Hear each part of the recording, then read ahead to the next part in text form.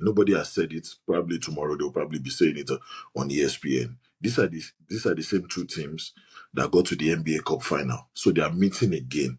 The New York team defeated them because it was a one game scenario. NBA Cup final is different. You don't play home and away.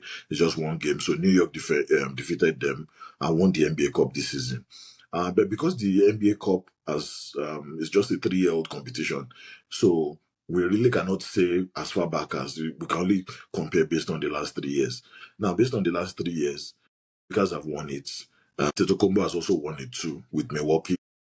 Now we're going to be having the third team was now New York Knicks, but now we're going to be having a situation whereby a team had won the NBA Cup and they've also made it to the final. And now it's not just different. This season is different because the two teams that met in the final of the NBA Cup are now in the final of the normal NBA season. So, I mean, post-season rather. So, it's going to be a different one. I want to see how much they're able to match up. But another thing that a lot of people have forgotten that the league now has his new face is clearly Victor Wembanyama. That guy is different. I was almost crying with the way he felt when he carried the cup, when he finally won. And I'm going to go through some of those numbers because I've done the analytics shortly after watching the match. And I've seen the reason why this should be a better match for New York. New York does not even have a center that is 7'2" or 7'3". The only person that I felt that would have been able to give Wembanyama some problem is Robinson, who had just gone through a surgery earlier today of his thumb.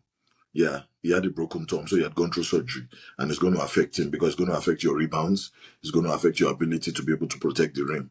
So it means that they are down by Robinson, who would have been able to support Carl Anthony Towns in playing the position of a center. But that being said, the San Antonio Spurs game 7 against Oklahoma City Thunder was very, very different. It's been a very interesting matchup, and I've not been able to do some analysis across board. I've been focusing a bit more on football, and that was because the Champions League was around the corner. But that being said, if you see the way the game has been going, both teams have not won 2 games in a row. For us to have a winner, that needed to happen. They went into game 6 and they fought for their life, and they were able to, kind of sweep, more like, created a lot of separation, and they were able to force a game 7. A lot of critics or analysts were saying that the game 7 was going to be tough for San Antonio Spurs because they were going to be playing it in Oklahoma City Thunder. And Oklahoma City have their house as more of a fortress. They've not really lost many games at home, apart from their game 1 in this 7-game series. They lost game 1 against San Antonio. So that gave me that kind of confidence that San Antonio can still go to their home and grind out this win because they beat OKC in game 1. So, but they now also lost again in one of their games when going back home. But that being said, I like to just look at some of the numbers that has made it clear that it's not just about Wembanyama. The supporting cast is also very good. I'll give you an example. Dylan Harper was injured. He missed a couple of games in the same series and he came back and he has helped the team, especially with the fact that he's playing a backup position for De'Aaron Fox. De'Aaron Fox is another good guy who has played so well in this series. I'm really happy for him.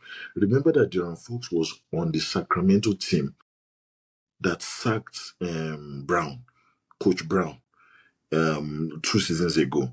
Right now, he's on the San Antonio team. He has won a conference final, which is a big dream for him.